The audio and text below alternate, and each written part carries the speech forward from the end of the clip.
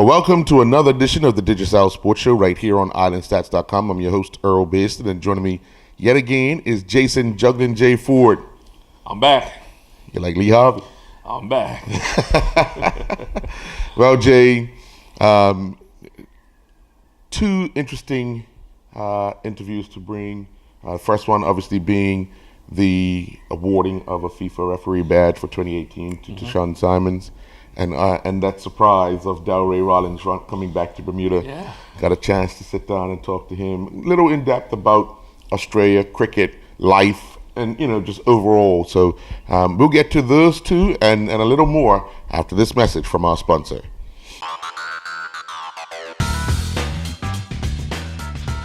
You may have heard Digicel is bringing the only true fiber to the home network to Bermuda. But what does that mean? Fiber to the home is the fastest and most reliable way to access the internet. And with Digicel's fiber internet, the fiber goes all the way into your house. It doesn't just stop at the street. That means you get consistently fast speeds you can rely on. Think of it as a brand new internet highway that goes all the way into your home or office, and you can be one of the first to enjoy it. Visit digicelbermuda.com/fiber to register your interest in Bermuda's only true fiber to the home network. Well, I must commend you. One thing, you are always on you got your ear to the ground, man. Obviously, with the great news with Deshaun getting on the FIFA list and then having the press conference, it was touching. Yes. I mean, we could sit here and use all the adjectives that we could use for this situation, but I think, you know what, to get a better idea of what we're talking about, let's let our viewers have a listen, and then we'll come back and speak on it. Cool. Hey, everybody. I trust that we are all in good spirits on a good day in Bermuda. Just want to firstly acknowledge Mr. Norbert Simons from the Department of Youth, Sport and Recreation. I certainly want to acknowledge some of our former FIFA referees here today, Mr. Simons, Mr. Rayner, Mr. Machette, and certainly Mr. Marshall, to my right. I'm going to be brief, but for me, I really want to just touch on the fact that I always say that the players are the stars of the show. But the stars of the show also have another three actors at times.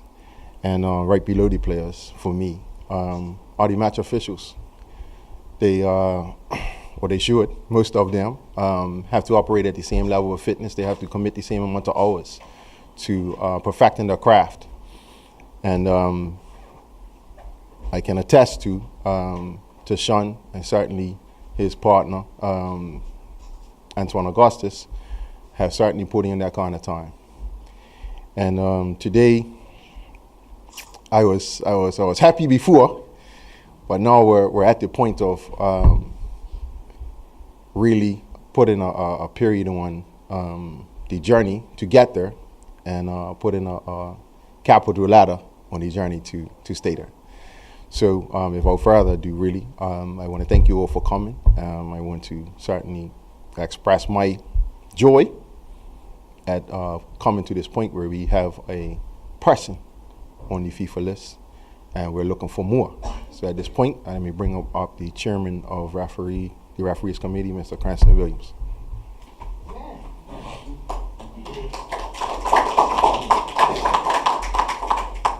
Good afternoon. I'd like to thank all of you for joining us here on this very, very esteemed occasion.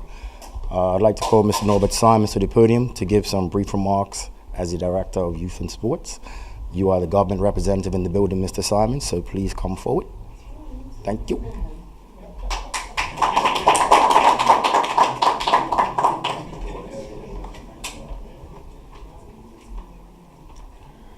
Good afternoon, everyone.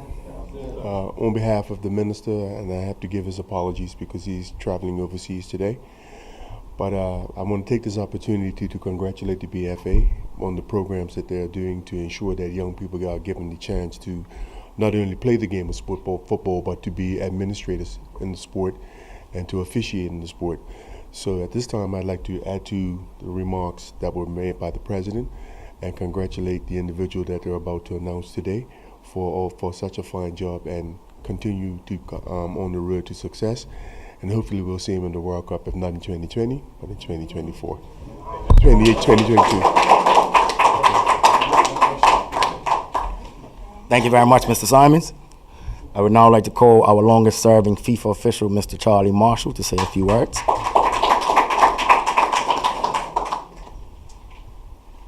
Thank you very much, Mr. Chairman, Mr. President, ladies and gentlemen. It's indeed a pleasure to be here today. It's more of a pleasure to see such a young man. And I thought, he's a little darker than me, but I said, that could have been me. That could have been me a few years back. Anyhow, I was never that young. I used to play football, and after a while, you get your knocks and bangs. You're never as good as you're not a superstar. But there are other things young men and women can do besides playing football and be stars. And without the star of the referee, not that anybody should know who they are when the game's finished, because that's not what they're there for, is officiating. Because without them, the game wouldn't be played. It's as simple as that. And I know, young man, to achieve FIFA, you had to do a lot of hard work. And I would encourage you to continue to do that hard work. If you want to achieve to be the top, to be the best, you have to sacrifice at this age in life, and it will pay on later on. And what do I mean by that?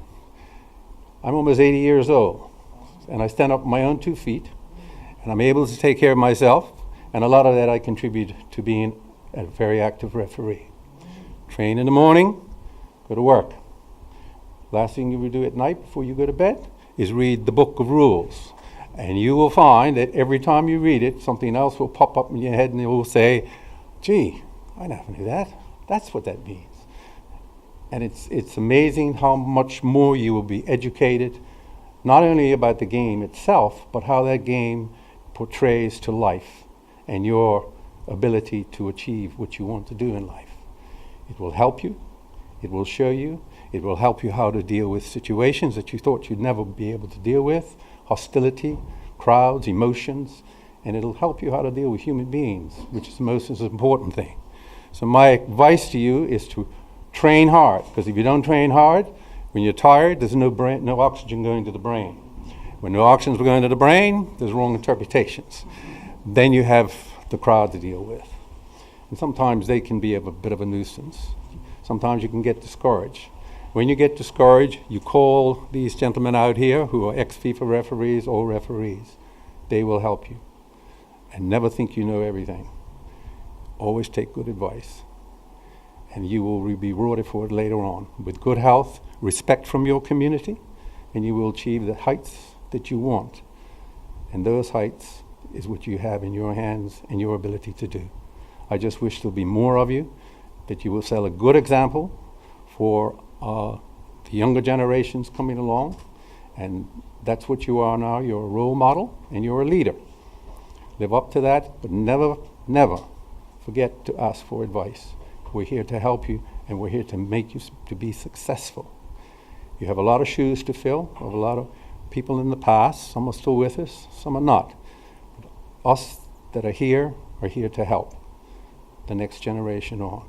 And I think everybody in this room is here to help you as well to succeed. But you got to work hard. Nothing's free in life. And don't let me be discouraged about all the remarks and all of the things and all of the threats and all of that. It's all part of building your character to what you will eventually be. Congratulations. Congratulations to the Football Association to have raised such a nice young fellow. And I hope we get some ladies shortly. And I know the game's changed a bit. You have to have some colleagues, I believe, to really get appointed internationally. I was very fortunate. I got some 26 or 27 countries around the world, all the way as far as Israel that I refereed. So it really pays off. You learn a lot. Friends, I had cards from Christmas from Abraham Klein. Some of you may remember Abraham. I got an email from him 2 days ago wishing a Merry Christmas and all the rest. Perhaps we'll bring him over and to run some courses. Thank you very much for inviting me. Thank you very much, and season's greetings to each and every one of you. Health, happiness, and prosperity to you all. Let's play football. Where's the whistle?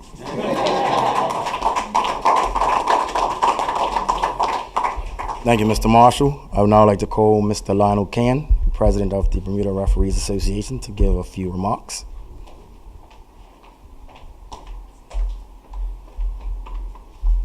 Good afternoon. I don't know how I'm going to speak after Mr. Marshall's speech right there. I think he said it all. I stand here today as the president of the BRA Association. We salute Tayshawn. Tayshawn, you have become the new poster boy of refereeing. You have set the standard. The bar is very high. It's very exciting times to stand here and be that part. We salute you today. I am here to say congratulations on part of the executive and members of the BRA. And we look forward to great things. And I know that you will make us proud. Good luck, son.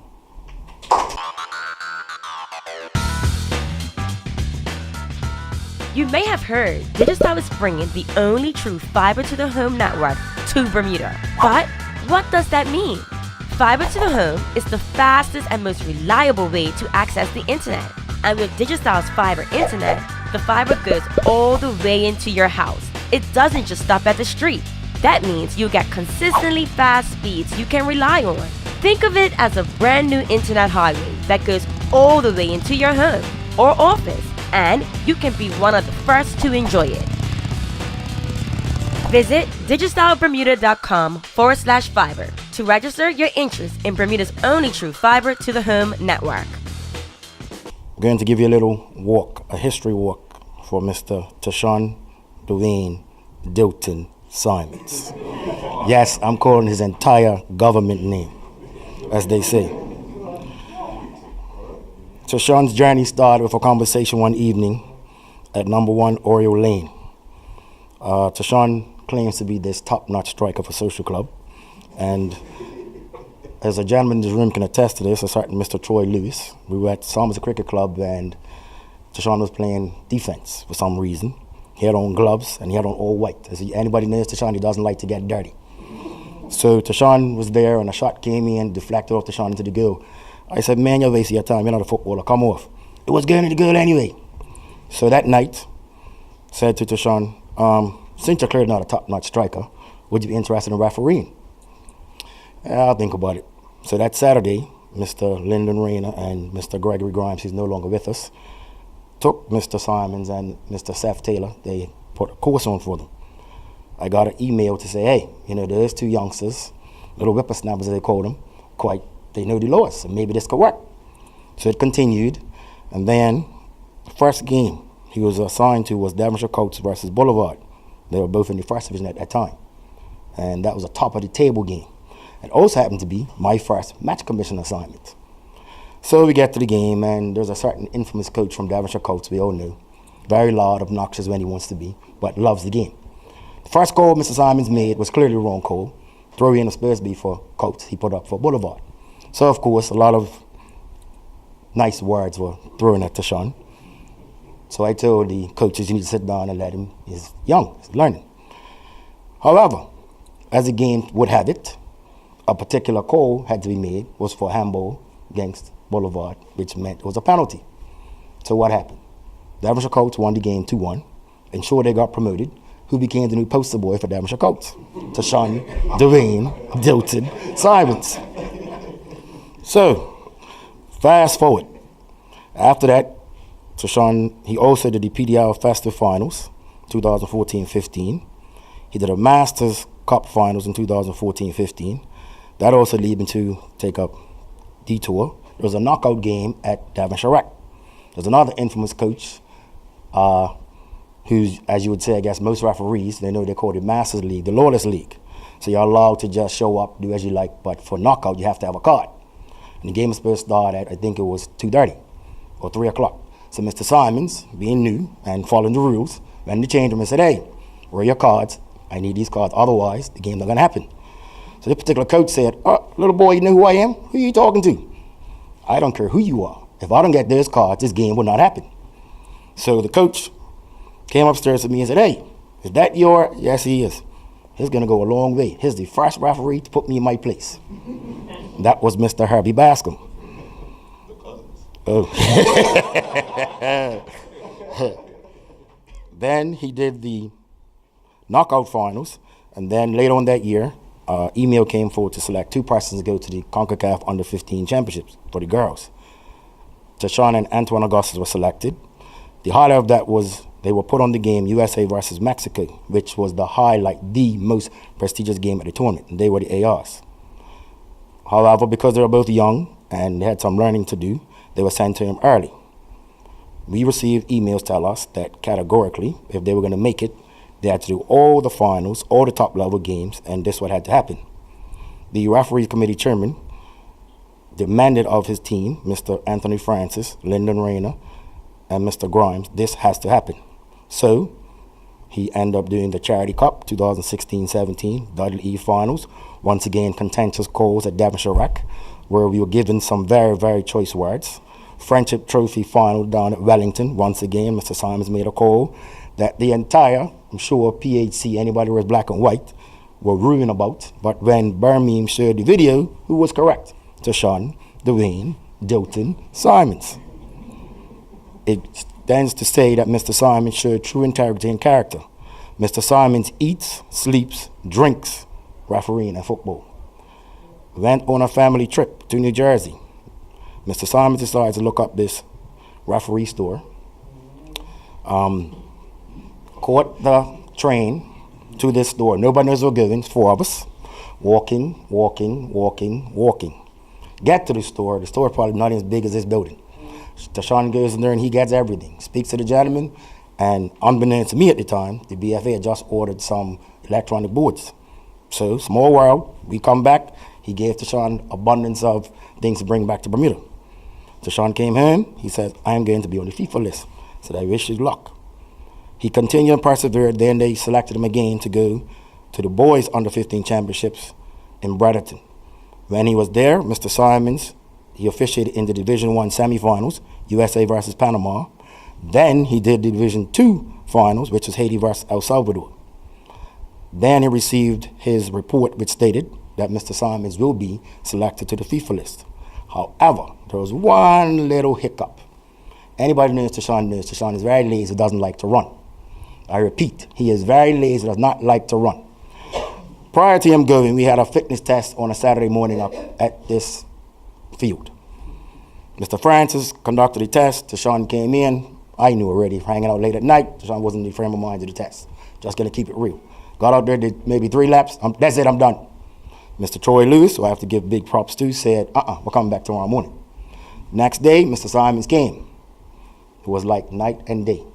Mr. Simons ran, and he wanted to give up. There was a village around him, making sure, pouring water over his head, throwing shoes at him, screaming all kinds of obscenities at him. You're not stopping. This is what you have to do. He was crying. He was wheezing. We don't care. You're going to finish. And he did. To his testament, yes, he did. Then he went to the tournament and he returned. So upon his return, the chairman asked him again, sir, you have to get on this FIFA list. When did you do your test? September the 16th. Are you sure? Yes, September the 16th. Okay. September the 16th comes. We're at the stadium. Mr. Rayner was there, myself, Gideon, who's not here, and Tashawn was there. He started. Also, Amari, Majors, and Antoine. When they got to 5 laps, I said, Tashawn's looking strong. Like, what's going on? He kept going. Then Amari, who's 17, took over, went to the front. Once Amari took over, I said, okay, Tashawn's going to pass. Because Tashawn being how he is, his competitive spirit, there's no way he's going to allow a 17-year-old to beat him. Needless to say, Tashawn passed with flying colors. Garrick Swingson, who came throughout the test, made sure that he kept going. He did not stop. So Tashawn completed. Just to let you know what that entailed, he had to do 5 30-meter sprints in less than 4.7 seconds.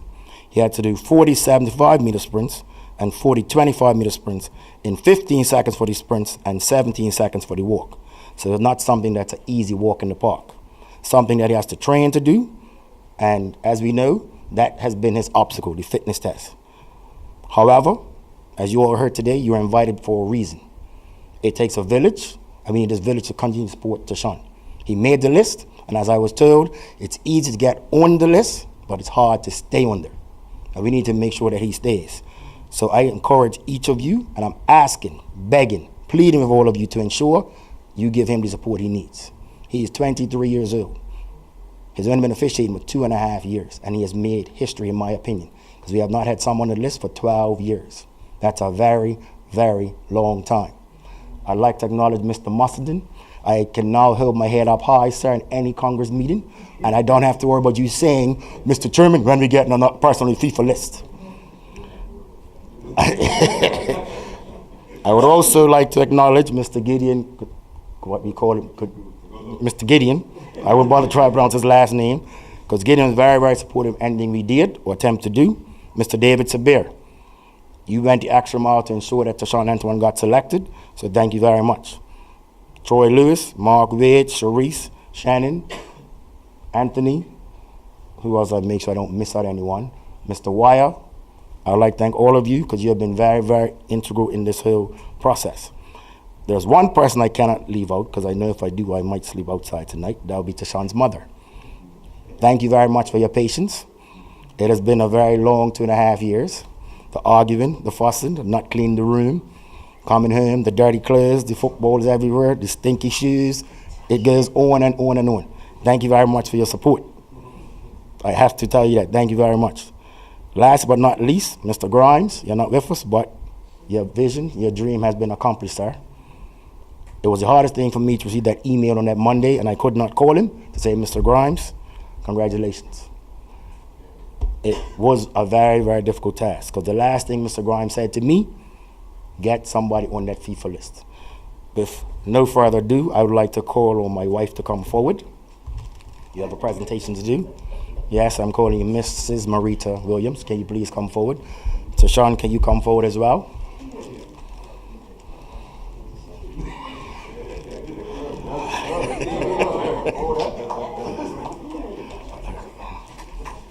Here you go. I'd like to put pin this on your silence when you leave your child. Mr. Wade, can you please come forward? Mr. Wade, can you please come forward? Okay. Mr. Wade, can you please come forward? And this is that's his pin his mother's gonna put on him. It says FIFA. This is ID card. And it says Tashawn. Oh, I'm sorry, sir. My apologies. I've been told I have to move the podium.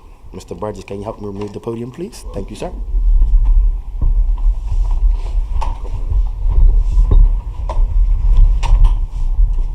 Come forward, Mom. Here is his FIFA official ID, and it does say Tashawn David Dalton Simons from Bermuda.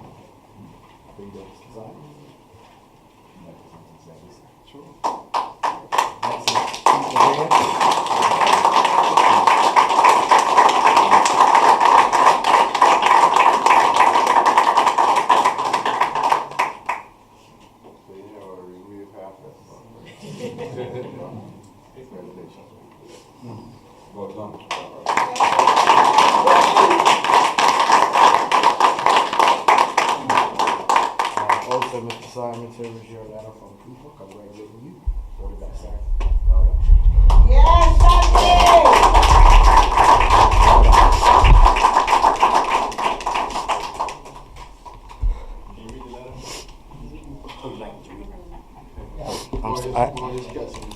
I do apologize.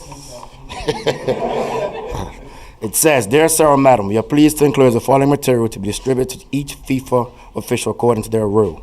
4 chest badges, 2018, FIFA assistant referee. 3 sleeve badges, fair play. An ID card which must be signed by the holder to be valid. 1 integrity brochure. 1 assistant referee pin, a set of yellow and red cards, and 1 toss coin. The new badges must be worn at every national international match from January 1, 2018. The current badges will cease to be valid after the 31st of December 2017. Please note that all referees are required to sign their ID cards signifying strict compliance with all FIFA regulations, including the laws of the game, the FIFA Code of Ethics, and the FIFA Code of Conduct. The back of the ID card contains a short statement of integrity, along with the email address to report any suspicious or illegal activities. The accompanying FIFA integrity brochure contains more detailed information on how to recognize and report match manipulation.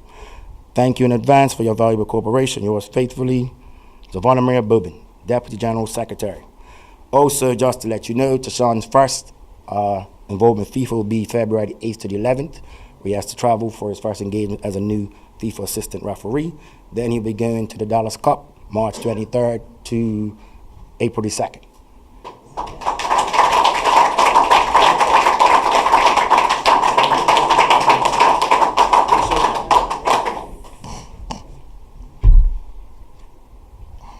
afternoon, everyone. I don't know what to say, man.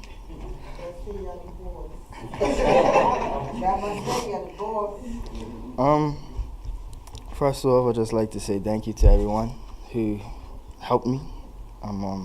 Lyndon, Francis, Martin, my mama. Even when she told me I can't leave the house to referee, she still let me go after some choice words. Also, my partner in crime, Antoine, he pushed me physically. He told me I had to keep going no matter what. You know, he's a marathon runner. I'm not the marathon runner, so the laps were kind of hard for me. Also, is one person who really, really helped me, and it's Kalisha. She came here this year for a month with me and Antoine. And I didn't think I was going to make it this year. I didn't. But she put us through our paces for a whole month. She stayed here. She took time off of wherever she was got to do. And she stayed with us and made sure that we were ready for the tournament, and for 2018. When I went to the tournament this year, I saw Brian Ho again. And before one of my matches, he said to me, "Tashawn, you're good enough. But there's one thing that I'm going to tell you, is that when you get on my list, it's easy to come off. If you fail one fitness test, you will be removed." And I went to the room that night and I thought about it with Antoine, and I said, "Gossi, I can't fail this test. No matter what, I cannot fail this test in September." And Gossi was like, "Look, man, we're gonna run the test, and if we finish, we finish. We don't stop until we're puking." So, unfortunately, Antoine got sent to him before me, and I know he was very upset about it. And he got mad at me, and I was like, "Gossi, I don't know what to say, man. I thought he was doing a good job." So he was upset, and I said, when he left, I spoken to my co-partner, and I said, "Goss is my partner, I can't leave him behind." And he said, "Tashawn, you're not just doing this for yourself. You're doing this for everyone in Bermuda, everyone who didn't make it, and everyone who has been." So then the next day I had a game, and I still wasn't up to it, but I went out there and did what I had to do. At the end of the tournament, shook all my brethren's hands that were there, and he said, "We see you in 2018. So then we returned in September, and September 16th, 2 days before I was supposed to go to England, I showed up at National Stadium. I had my headphones in, and I was replaying my song that I play before every match. Jacques song, "Nothing's Impossible." Played it over and over and over, the whole ride turn, up until when we were setting up the test. Then finally I took it off. The first 5 laps, I was like, "Oh, it's okay. I can make it." Got to lap 7. And I said, "I don't know about this one, but I'm about to give up." And then, as my GoPro said, Amari passed me. I said, "It is no way. There's no way this young man is going to finish this test and I'm not." So 2 laps went by. On the 9th lap, I was there for Amari. I turned around to my GoPro. I said, "Videotape this." And he said, "What?" I said, "Videotape it. I'm serious." With a couple of choice words. And we ran the last lap.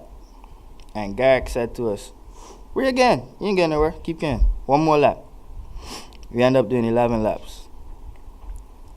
After doing the sprint and the coda test. And immediately after I finished, I broke down crying like I am now. Because I knew that after that report from the tournament, I had a great chance of making it. On November 20th, 2017, I was homesick. And my grandpa called me. He said, Tashawn, I have some news for you. I said, what happened? He is like, I just got an email. So the email from who? Like, I said, damn. He was like, it's FIFA. So I was like, oh God, I hope they say yes.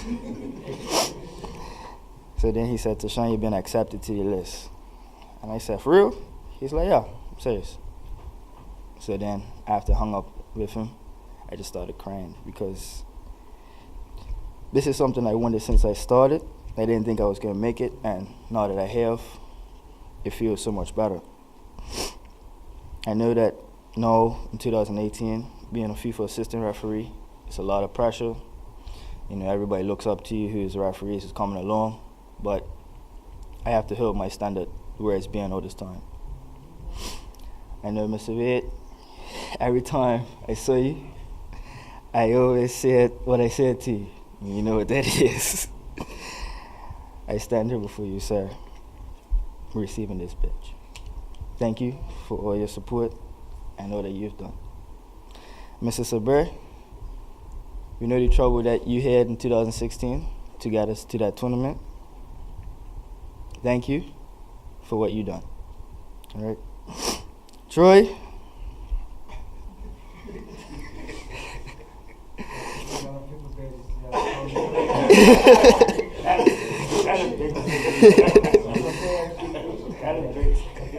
Thank you.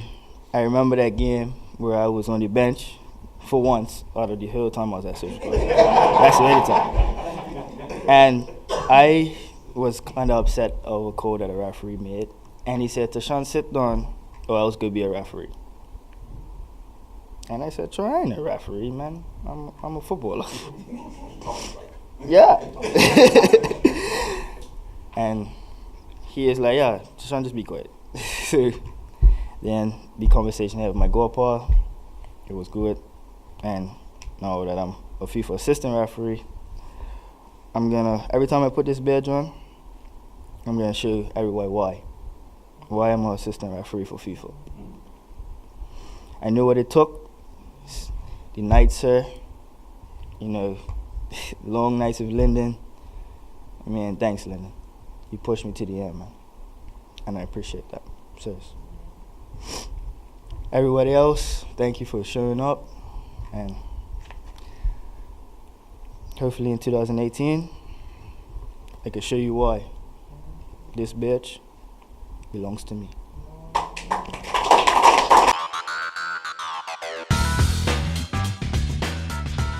You may have heard Digicel is bringing the only true fiber to the home network to Bermuda. But what does that mean?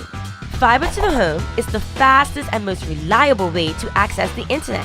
And with Digicel's fiber internet, the fiber goes all the way into your house. It doesn't just stop at the street. That means you get consistently fast speeds you can rely on.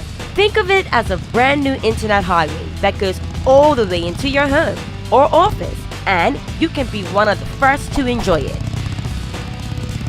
Visit digicelbermuda.com/fiber to register your interest in Bermuda's only true fiber to the home network. Ooh, I tell you, ooh, a little itch in my eye. An itch or a lot of tears? A little itch. And I say that because when you know the family, and you know what's going into the process. Yes. We always hear this a lot of times, the process. And then you hear the belief or sometimes Disbelief. Yeah. It's a lot of emotion. Then overcome it. Especially when you think days are looking real grim. There's not going to be a chance it's going to happen. And then you actually get to that finish line and not realizing you think it's the finish line. It's still just the beginning now. Yeah. Because as you heard Tashawn, The last thing he said, it's hard. It's easy to get on. It is so easy to get you off. Yeah. and that is something. But if you look at it, and we talk about sports a lot of times. And when we talk about sports, we're talking about a healthy lifestyle for the most part. And there's almost been a lifestyle change for him. Yeah, so to much. get into that shape that he's needed to be in to be qualified for this opportunity. Yeah. And in saying that, for him to succeed with the opportunity, because I say it all the time, we can be given a lot of opportunities. Are we ready personally yes. to take it on? Yeah. But he knows with his lifestyle, he has to continue with this lifestyle. Yeah. In order to stay on and then hopefully get others on board as well, he has to continue in that vein. Now, it is my hope that Tashawn and his colleagues get as much support as possible, because we love to tear each other down. Well, okay, first of all, we love to build you up, Yeah. to break you down. Yes. But to see, and this is what we talked about it many times when we have elite athletes who are inspiring to young kids or just young Right. people in general. What happens is that you don't do it to go out and inspire somebody else. You're doing it for yourself. Right. But what happens is your story becomes such an inspiration to the next person. So the more you let them know, okay, yeah, it's gravy now, but it's been a rocky road. rough, So let me yeah. try to make it a little bit easier for you. Now, in saying that, just think, some kids may have thought about I had to probably be past the game to start refereeing. We heard that in one of the interviews you had with Lionel Can. Yeah. For the most part, people thought you had to be an ex-player to be involved. Right. Well, now come to realize, you've missed a lot of opportunities to get on the FIFA list Because you were playing. because you were playing and you were waiting To finish. to finish. Now here's a young man who, as the chairman of referees, joked around with, saying, "Hey, you're not a footballer, man. Come and be an official. Come and be an official." And hey, look what it's got him. A chance to be recognized worldwide, because that's what this is. If you're on the FIFA list, chance to be recognized, and he's got 2 engagements right off the bat in the new year. Good luck to you, Tashawn. We'll be supporting, and hopefully Bermuda gets behind you and supports you and those who are chasing that dream as well, because there are some right behind him. And I know the chairman will be cracking that whip come January 1. Oh yeah. Yeah. So again, good luck. Well, Jay, surprise. Yeah, but we didn't expect this. No, we didn't. And when you called me and told me what was going to happen, I'm like, but he's in Australia. What? How? Wave a magic wand and things shall And he's happen. supposed to, when he leaves Australia, he's supposed to go back and start this new season. How this side? We're not close. No. Long haul. But as you'll get to hear, Delray wanted to spend time with the family, and the opportunity presented itself. And hey, when a window opens, take the opportunity. And just want to say again, you're going to get to see a chance with me talking with Delray Rollins. But thank you, Delray, for allowing me the time to get the latest update on you, both professionally and family-wise as well, because at this time, family is important. That's one of the hardest things when you're chasing a dream, and you know that even if it's a career, not even just sports, even if it's a career, and I had to, not chasing sport, but even just career-wise, is okay, do you stay out in the States and finish off this course? Because if there's holidays you take out there, Right. you can finish off. Right. Why you're gonna miss this holidays and the family? Yeah. So those sacrifices sometimes you really don't want to make, but sometimes we have to. Yeah. So, but if you do get the opportunity, and it's strange because I had spent a year at Christmas, dealing with my career, Right. and come Boxing Day, everybody's working. I'm like, where I could be right now? It's Boxing Day, folks. They're like, who wants boxing? Well, It's Boxing Day. yeah. Where I'll be right now. It's like, Who's got the gloves on? who's got the gloves on? Like after the game, it's like, whose house do we hit up? And it's just, no, it's 9 to 5 work. Go back home. So it's- Any day they know it's Christmas Day. it's like, this is not right. You call back home and all you hear is noise. Keep quiet, your hands on the phone. It's like, Well, let's get to the interview of Delray Rollins right here in Bermuda. Well, Delray, welcome back, first of all. What's life been like in Australia for you? It's been alright so far. First sort of 2 or 3 weeks just adjusting to living over there and how things are run over there, and feel like I settled in pretty well, and on the field I've done okay. I bowled pretty well, and I haven't scored as many runs as I'd have liked, but towards the end of this sort of first half of the season, I started to feel like where I wanted to be. So. After your season with Sussex over in England, you're going over to Australia. What's the difference between the two? Because we talked about different surfaces. We talked about the India surface, and we talked about the England surface. So what's the Australian surface like? Yeah, obviously, again, they're completely different to anywhere else in the world, and I thought they would actually suit my game a little bit more because they're a bit flatter. The outfields are pretty quick over there, so I thought it would suit my game, but I just struggled to sort of get in and get big runs. But the surfaces are good, nice wickets, good cricket wickets, enough in it for seamers, and sometimes they spin as well. But if you get in, you can get some runs. But I know, just like I said, just trying to get to where I want to be and try and score some runs. You've had some time working on your bowling with the England Lions. You went to that training camp. How much do you feel your bowling has improved in that short space of time compared to where it was prior to you going to that? Yeah, no, I feel like it's come on loads. I've been doing a lot of work with Stu McGill as well, twice a week, at the SCG as well with him and a few of the other boys over there. And I feel like it's come on loads, and on the field I think it's showing. I'm picking up wickets and I'm not going for many runs, and I'm being quite consistent. So yeah, it's come on quite nicely, and hopefully I just this is the time where you feel it's working, so you just keep working even harder for it to be really strong. You get the opportunity to get into a final, first year there, first season, half a season. Leading up to the final, obviously you have the conference final first, and then you have the trophy final afterwards. But leading up to it, the semi-finals and so forth, what was the team mentality going into these matches? Because obviously you want to maximize as much as you can. Well, we had been performing pretty well all year in all formats. We had only lost once previously to coming into the semi-final, and in the T20 quarterfinal, we won in a super over. So we always felt like we had some sort of momentum with us, and in the semi-final we just approached it another game of cricket, just play. You see it, you whack it. You see it, you know what I mean? So the boys done a good job. We were in a bit of trouble early doors and a couple of run-outs I was involved in. It wasn't ideal, but we battled through, and then we had a big partnership at the end and got to a competitive total, and then the boys just bowled really well and felt really well. And once we got to the final, we actually played against a strong team in Penrith. They had Sam Billings and Jordan Silk, who played Big Bash for the Sixers and all that sort of, and a couple other guys who played Big Bash. But we always felt we were a chance. We got a big total.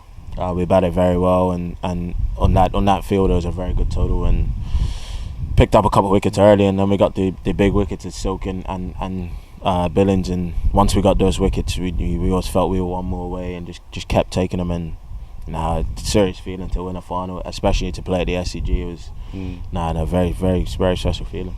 Well, you took a blinder. Do you like them when they come like that? You don't have much time to think, just put your hands up?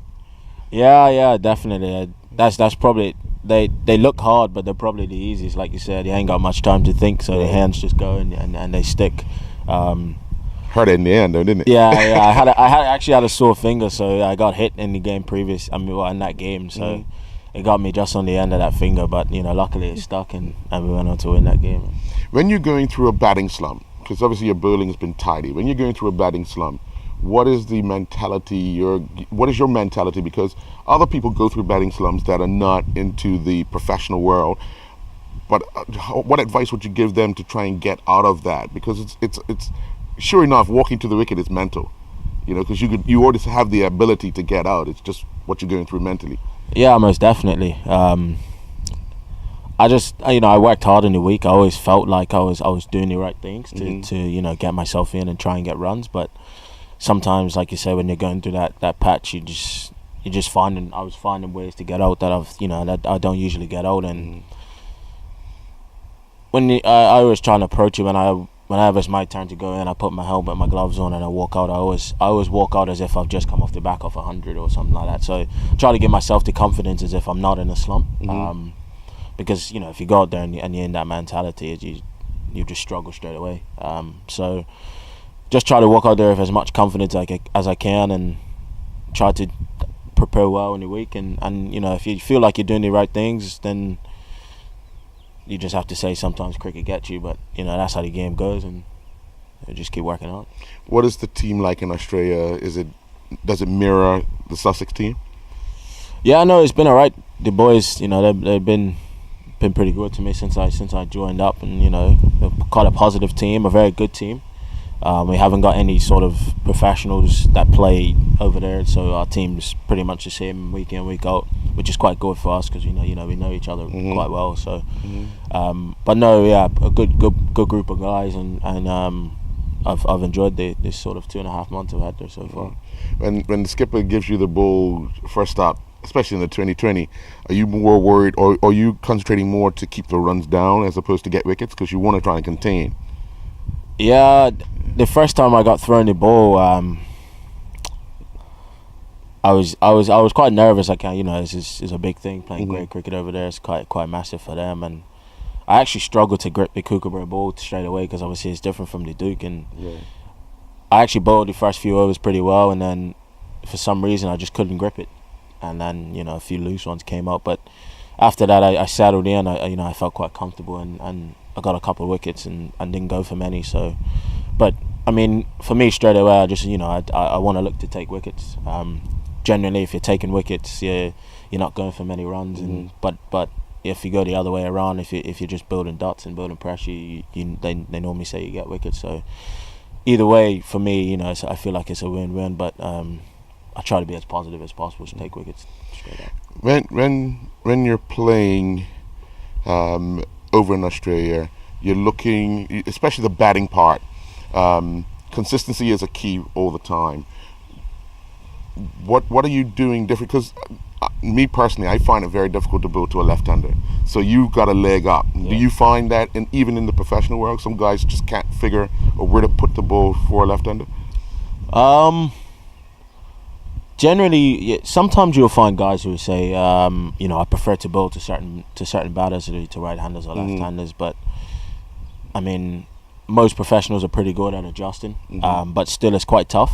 That's why most teams would like to have left-right batting combinations, because then he has to adjust every ball if you keep rotating strike. But no, you just try to work on it, both left and right hand, and you get to a stage where you're comfortable with it and you're confident with bowling at both. And usually when you're at that stage, you're doing things pretty well, and bowlers, you're taking wickets or you're not going for many runs. When you first arrived, you got to settle in, new surroundings, new team. Did the boys just welcome you in and get straight to work? Yeah, straight away. I mean, I got in on a Wednesday night, I think it was, and the next day we had training. So it was quite nice for me to go and get stuck in straight away and not have to wait around a couple of weeks or so. But no, as soon as I got to training, the boys welcomed me pretty well. And I actually played against a couple of them over in England before, and I didn't realise that until I got there, and I remembered I played against them. But I got stuck in straight away, and I really enjoyed it. The first weekend, and it was pretty good, and it's been going pretty well since then. What has been your expectation of yourself over there?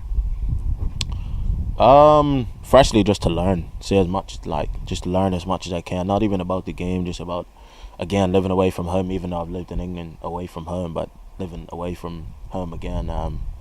But just keep learning and try and contribute to helping the club be successful. And it started pretty well before Christmas, winning the T20 Cup, and hopefully it can continue after, and we can keep winning games and try and push towards being in grand finals as well. Right.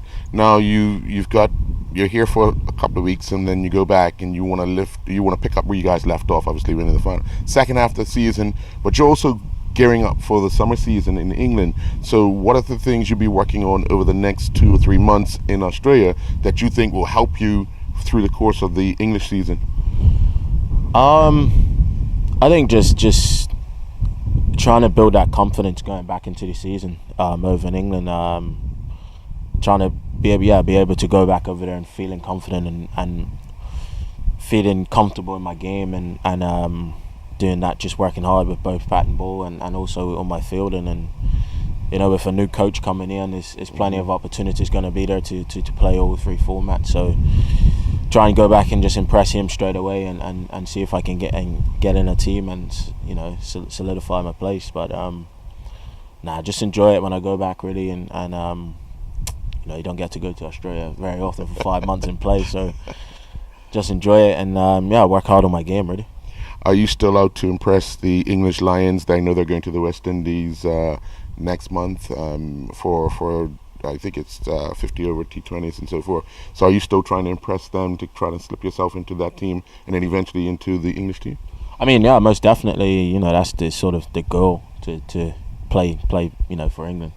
And to do that, you gotta most of the time you go through the Lions. And one of the boys who we actually trained with in the weekend, who's out there, Matt Parkinson, he's just got selected for that tour in West Indies. So that's sort Sussex teammate George, and George is on that as well. So that sort of shows you how quickly it can come.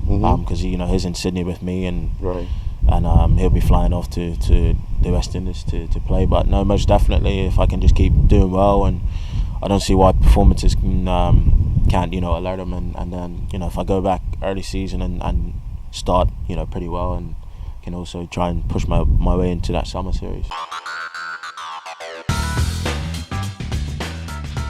You may have heard Digicel is bringing the only true fiber to the home network to Bermuda. But what does that mean?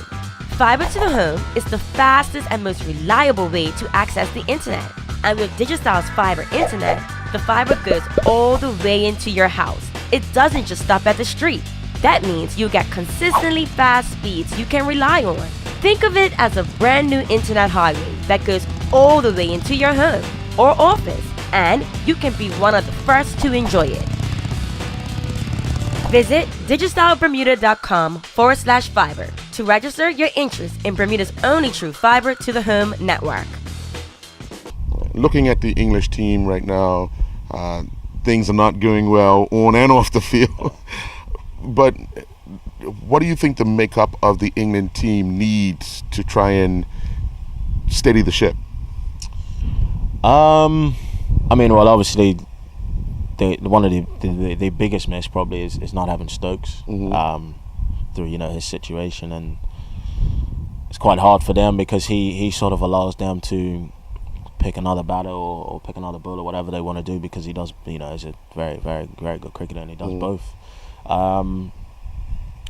But I did, the wickets in Australia are a lot flatter, and those boys have, 4 proper quicks. That bowl 140 clicks, 90 mile an hour. So we don't really have that in that squad, and that's probably what we're missing. Stokes has that about him. He can bowl very at pace, and he smacks a few as well. So that's probably one thing that we lacked in that series, in the series so far. And obviously they've won it now, so the boys will just try and go out there and play for some country pride. Really. Right. Given the opportunity, if you got that call in a few years' time, would you rather play in Australia or play in England? That's tough.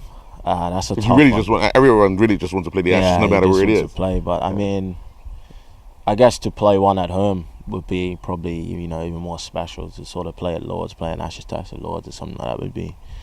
I'd say to play at home would definitely probably be more special. People have to realize you're still young, still got a lot of growth, both on and off the field. But if you had a chance to speak to a group of kids, say 10 years old, about a dream, about a future, about a sporting career, what would your message be to them?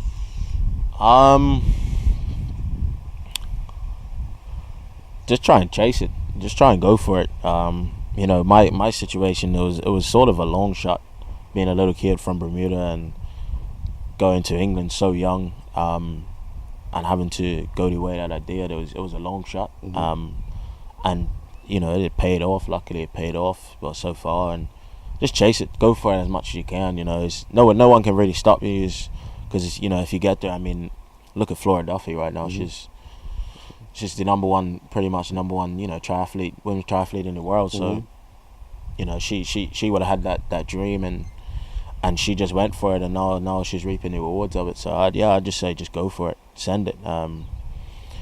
You don't want to sit back in sort of 3 years time and regret, saying, oh, I could have went there and I could have done that, and just go for it.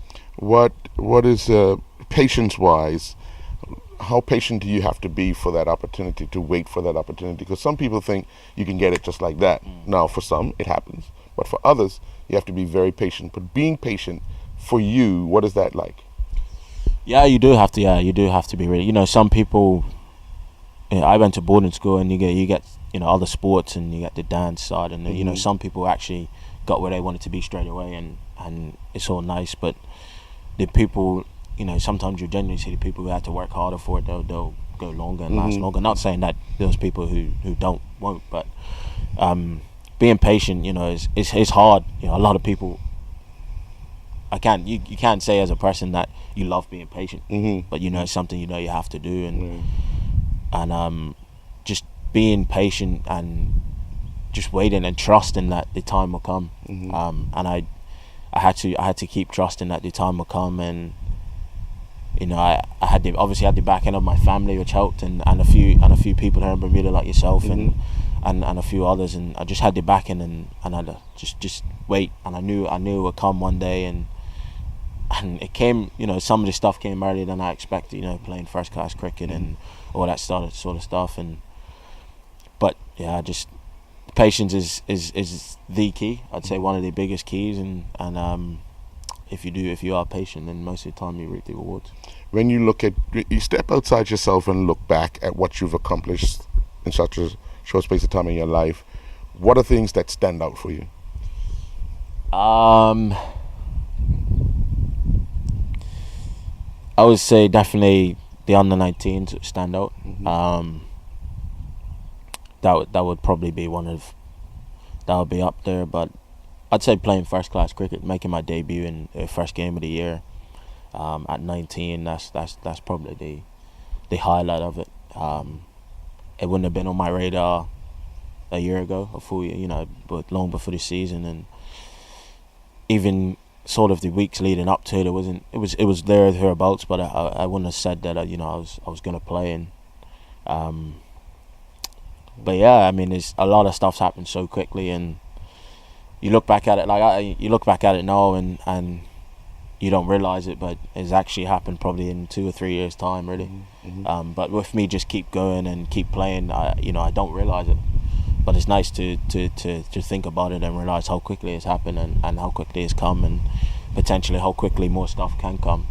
That's quite exciting for myself and my family as well. So just keep working hard, and hopefully. What were you more nervous about the night before, cup match or your first class debut?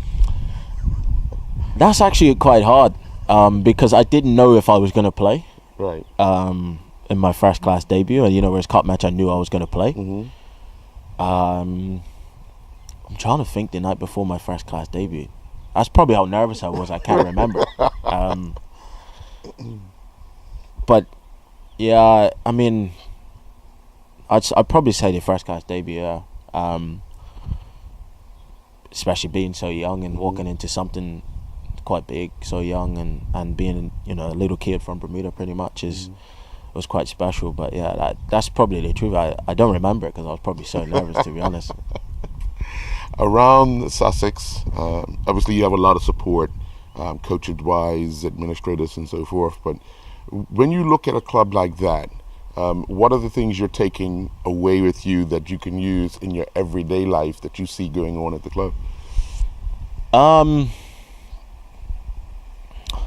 Opportunity, really. There's plenty of stuff around the club, like the foundations and all that sort of stuff that offer stuff to little kids and all that, and it's always some sort of opportunity, knocking around there, and looking at the players that played there in the past and what they've done and what they've done when they've finished, and they've just they've had opportunities and they've taken them, and looking at the players that we have there now and the opportunities that they were given and how they've taken them, and I mean, that's probably one of the biggest things I'd say from there. What's a day like for you, every day like for a professional cricketer? Sometimes it can be quite easy. Yeah. I got a few mates who, I cop some stick off sometimes. They were saying, "Oh, you're not doing anything," and that sort of stuff. I'm like, well, I can't do more than what I need to do. And a playing day would be, you arrive at the ground at probably 8:30. Breakfast at the ground and coffee or something. Chill out, a smoothie. Chill out for a bit, and then you gear up. The top six will mainly go and have a hit. So I'll probably go down in the nets and have a hit at some stage before team time, and then you get team time. We play a bit of football and do some fielding drills. I'll go have a bowl as well, and then obviously the toss goes up. You know what you're gonna do. You probably go back in the dressing room and chill. If we're gonna bat, depending on where I'm batting, I'd just chill out and not do much when batting. Lower down the order. But if I'm up the order, then I'd very slowly pad up. Walk around the change room for a bit, try and mess about with a few people, and not the openers though. Right. I don't want to get in their bubble, but try and mess about for a bit, just try and take my mind, chill out for a bit, and then probably if I'm batting at 3 or 4, then 10 minutes before they go, I'll really switch on, and then the game starts. But on a training day, we train a couple hours. You'll be doing hard proper work, so won't be much. You'll bat ball, field, and gym most of the time, or do a run. So it sounds like a lot, but I mean, if you think about it, it's not a great deal. And if you work hard in that short period of time, then you most of the time you get enough out of it. Yeah. Most cricketers enjoy a round of golf. You into golf, yeah? Yeah, I played quite a lot actually in this summer. How's the game? It's all right. It's improving. The first time I played, I was no good. I actually played for the first time in Dubai, Right. with Paul Collingwood. He got us on this nice course, and I swung off the tee first, and he was like, "Oh my God, what have we got here?" But since then, it's improved. I play a little bit. I played the day before my first class debut to chill out a little bit, and played here and there in between with a few mates, and played on my birthday as well and stuff. So. It's something that happens quite regularly, and I'm actually probably going to play it while I'm back here with a couple of my mates. And George O'Brien messaged me asking me, when do you want to take some licks? So I said to him, I haven't really played a great deal, and he said, yeah, me neither. So probably play around with him as well. Well, you'll know right away whether he's played or not. But overall, you're enjoying life as a cricketer. You think it's the best decision you made? Most definitely.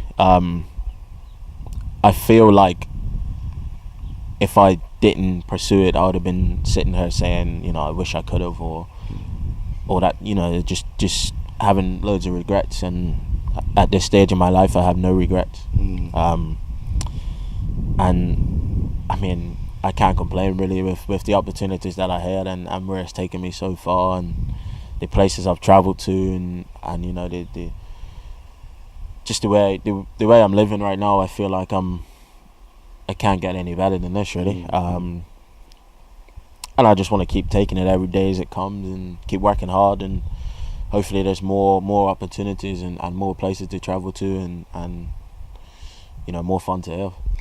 With technology now, you're not missing family because Skype and all sorts of gadgets get you in contact. But do you at times miss being around family? Oh yeah, most definitely.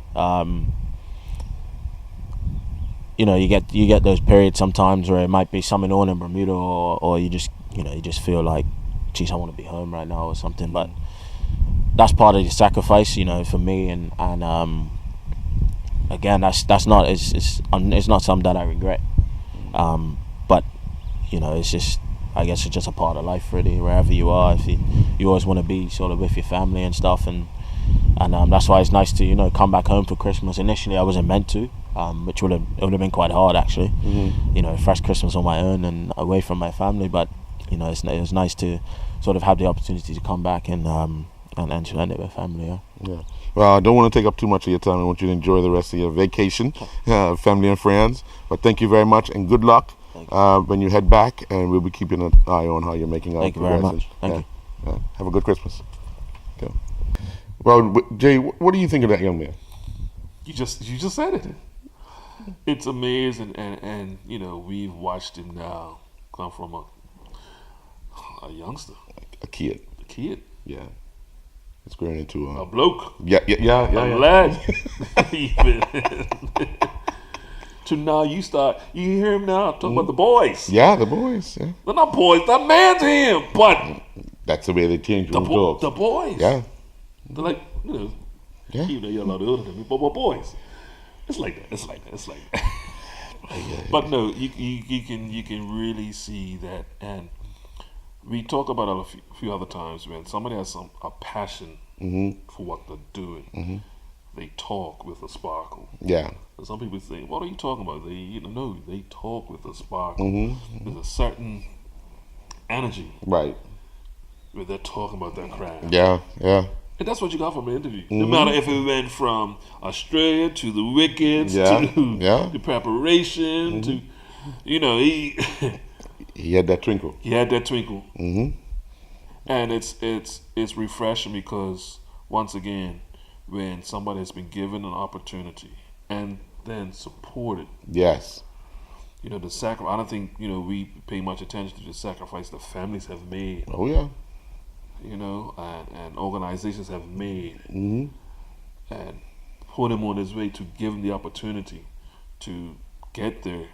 And then, like I said, once again, when you get the opportunity, is what you do with the opportunity. Right. And he's been able to take it.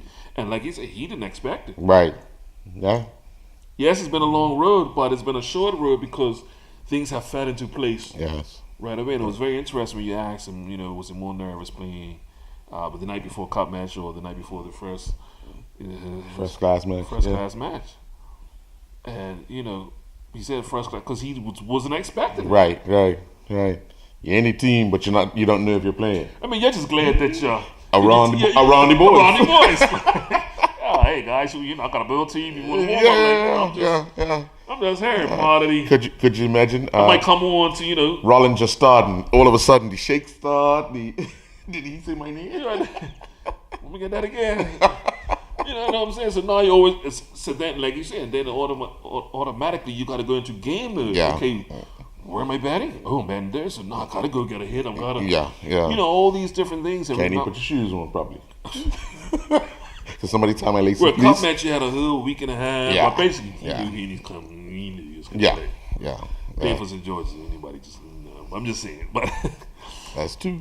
yeah, it is a good thing. But no, it was definitely, and I hope youngsters could really pay attention to that interview because not only learning from when he went to India, obviously moving from here to go to the UK, learning different atmosphere, learning the culture he's mentioned, Yeah. learning how to get around, because that happens on a day-to-day basis. Yeah. Spending that time in India, but then also spending, I think it's the extended time in Australia. Yeah. It's a 5-month tour.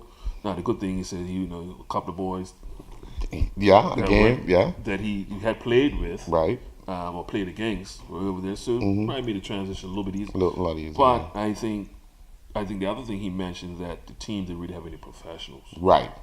So you're playing.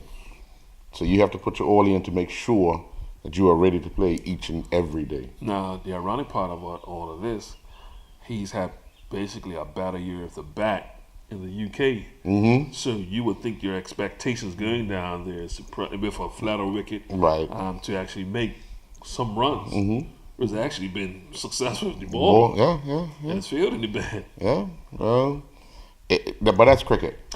And that's cricket. That's cricket. When you're working on one thing, the other thing tends to drop off a little bit, and it's very hard to balance them both out unless you get into that one good patch and you're able to ride that wave. And that's why he had mentioned about Ben Stokes being such a miss for the England team. England team. Yeah.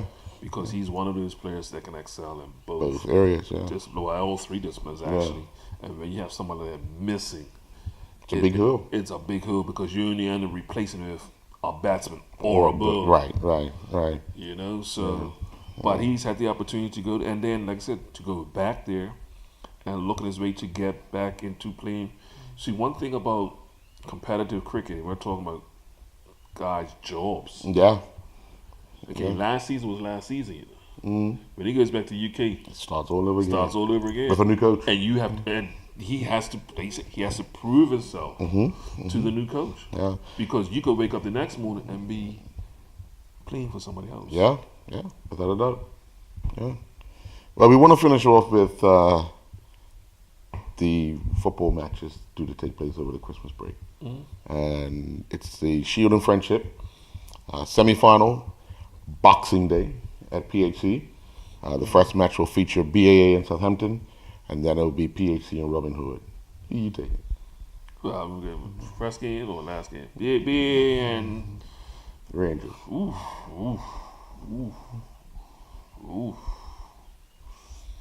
You know what? And I'm just gonna give the heart this one. I want to give the head. I'll give Rangers. Be closer to a home field. I think I'm gonna go BAA. And you know what? I could probably give you that too. It's hard, but yeah, we saw Crossroads give them a good run. So it's me. You know what? BAA is might be tough. Like some youngsters might be back in it. That's why I'm taking. You know what? This game's gonna get into extra time. I doubt it. You get extra time. The next one might go into extra time. Nah. Robin Hood and PHC? Nah. Okay. But Antoine Russell will score.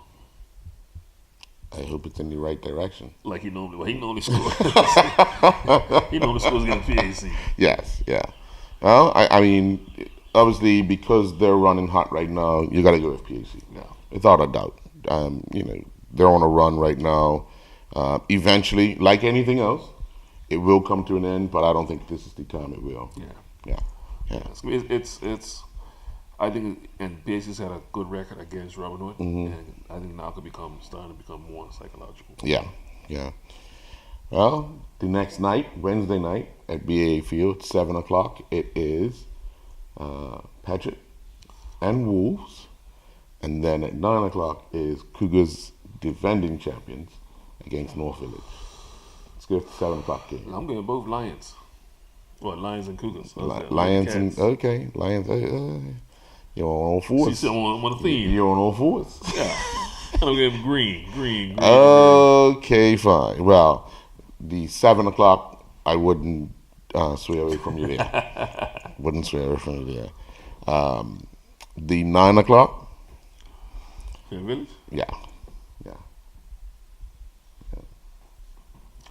I tell you on Tuesday, the first game of Boxing Day and the second game of Wednesday could go either way. Flip a coin. Yeah. I can't.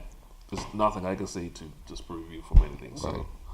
Well, when we come back on next week Thursday night, we'll be able to determine who was right, who was wrong. Also, just a quick update with the Naki. Yes, as we all know, he scored in the behind closed door match at Burnley on Tuesday. I've actually sent a few questions to the media manager from Burnley, and well, more than likely, Sean Dyche will answer those questions at his press conference tomorrow, and I'll be able to get an update. Because now we're into our third week of December, and I sort of predicted that he at least got a game. Well, he might have already had his game with Burnley. Well, and I hate to say this because also in the match he did score behind closed doors with Jonathan Walters, who's actually also fighting for a spot. Yeah. And we probably both of those guys be fighting for the same spot. Unfortunately, paying attention to Burnley, they're getting goals from the guys who are on the bench right ahead of Naki. Yeah. And they're scoring. So it's very difficult. So he's got to go with what is trusted. The starters are not even scoring. Yeah. It's the guys who are coming off the Barnes and Woods. So these guys are coming off the bench and scoring. Who's just ahead in the pecking order. Yeah. So that's not even. So when the coach looks down the line, he doesn't even look as far as the fourth guy on the bench. He goes with what he knows. The reliable guys are coming on and doing the business. Now, that's the business of a professional footballer. You have to wait your turn. We said that this was something that when there was the hooray about the transfer. Again, a premiership team. Premiership. But we did have that conversation. So, you know, it's another side to the story. That called business. And given the fact that he was injured. And he made his position worse because he couldn't be involved right off the bat, which hurt his chances. Now he gets to near the end of the first half of the season, and he's knocking on the door, but the door shuts. I mean, so tight right now because teams winning, guys are scoring, and it's an unfortunate situation, but it's how he rides the wave because he has to be mentally and physically strong enough to stay there, continue to go to training, put in the work, and you've seen that because he scored in his last 2 games that he's played. And going back to the interview we had with Delray Rollins, you know, that process you're talking about, even when you're on a bad patch or whatever, is to still trust the process.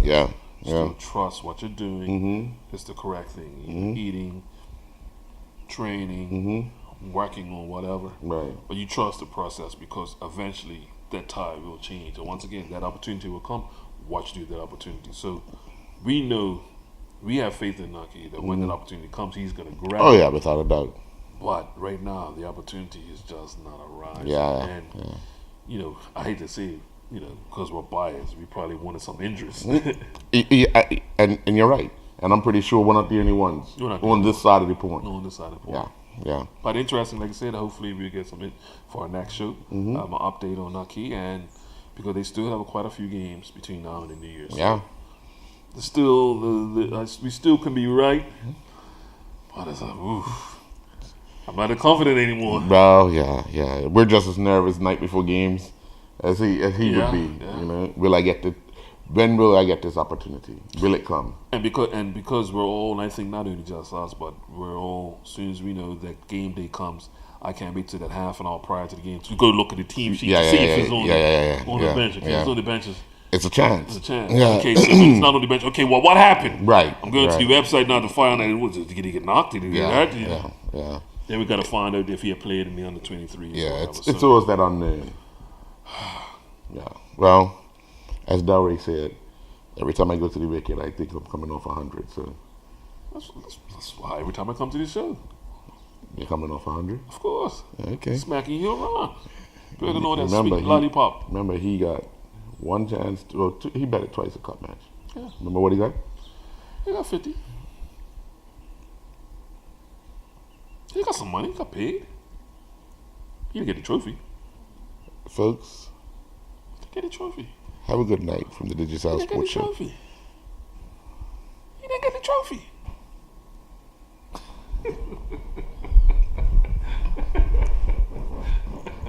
No, he didn't get the trophy.